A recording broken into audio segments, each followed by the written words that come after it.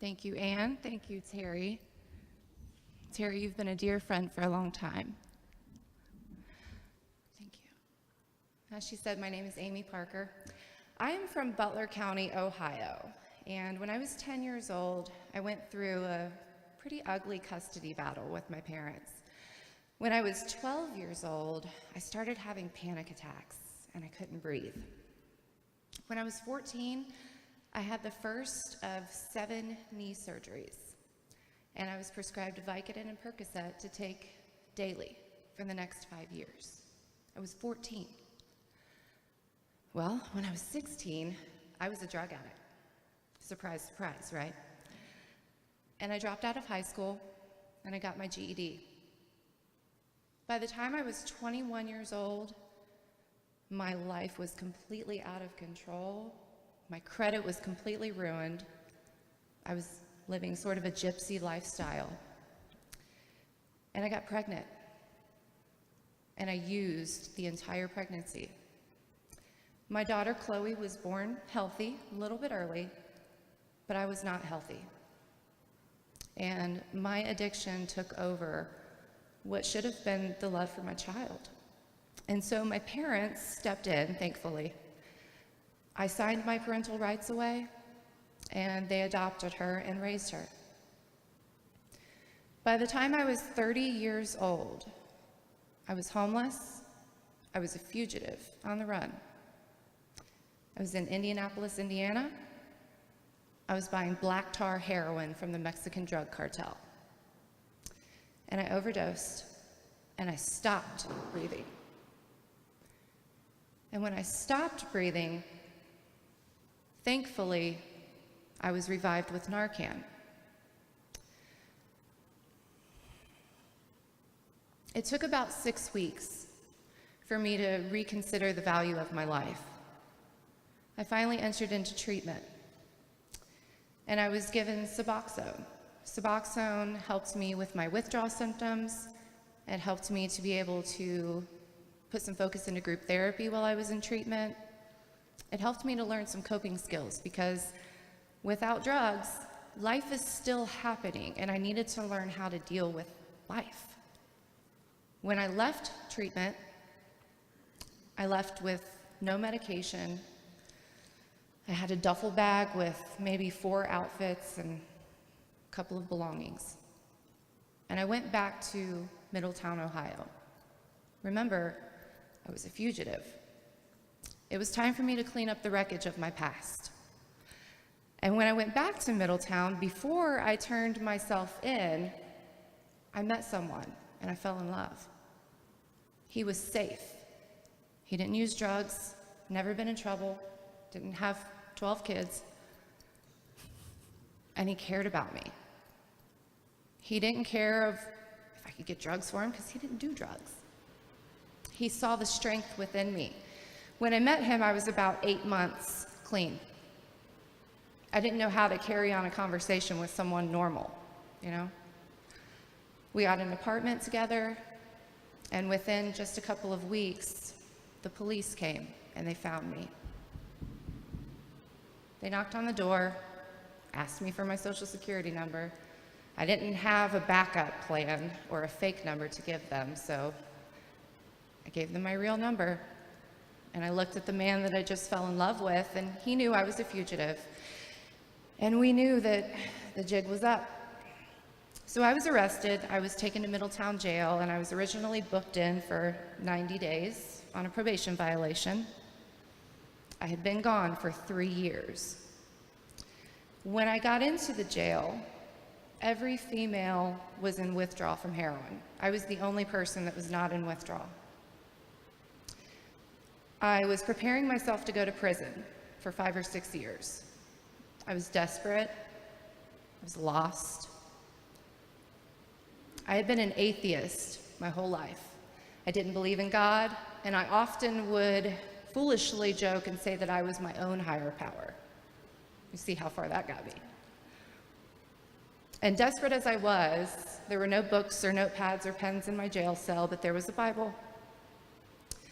And so out of desperation, I opened the Bible, and and it automatically turned to Proverbs 31:25 and said that she is clothed in strength and dignity, and she laughs without fear of the future.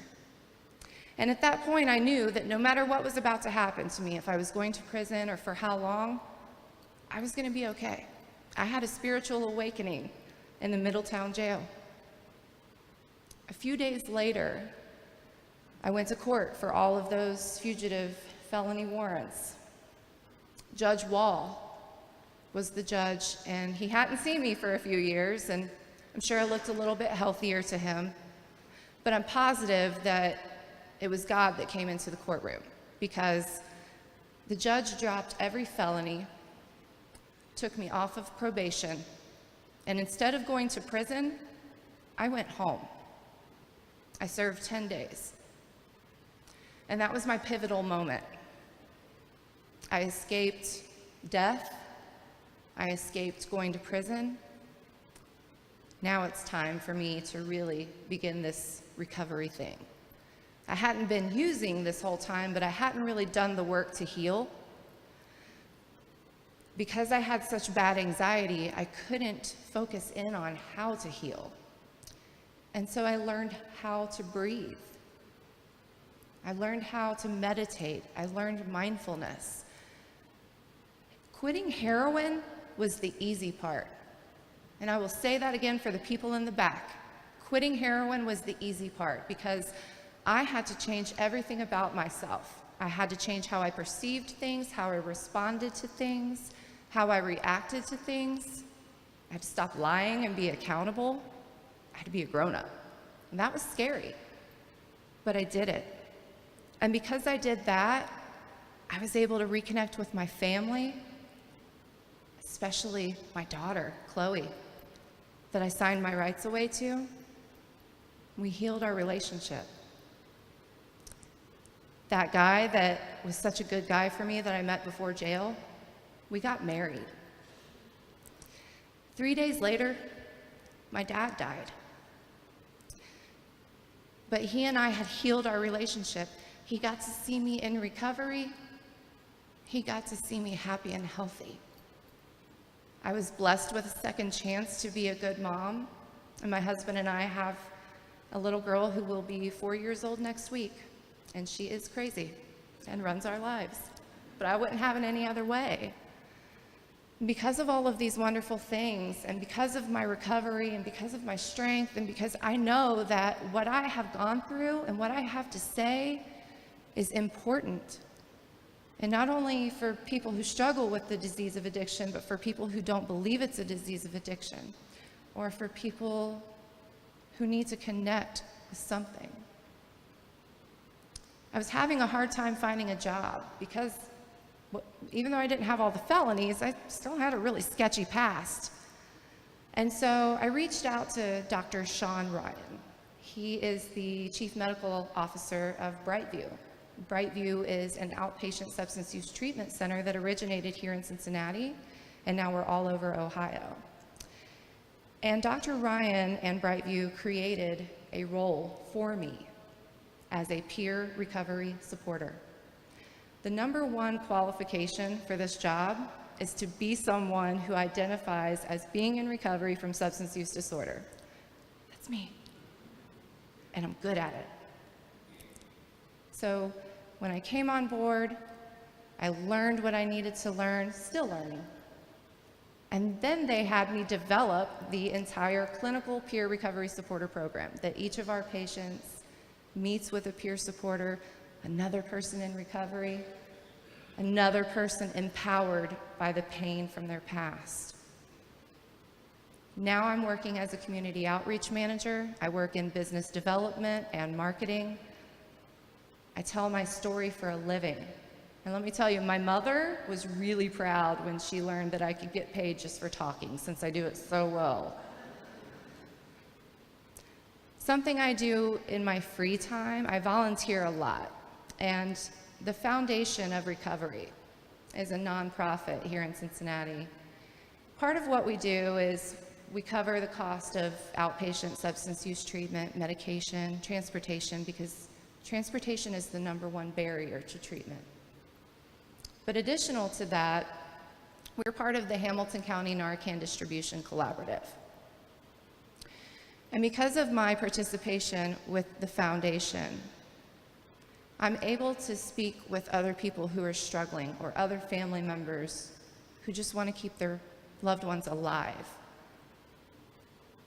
Breathing was what I needed.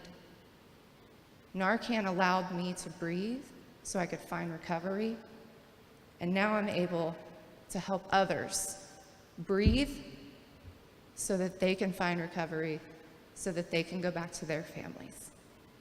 Thank you.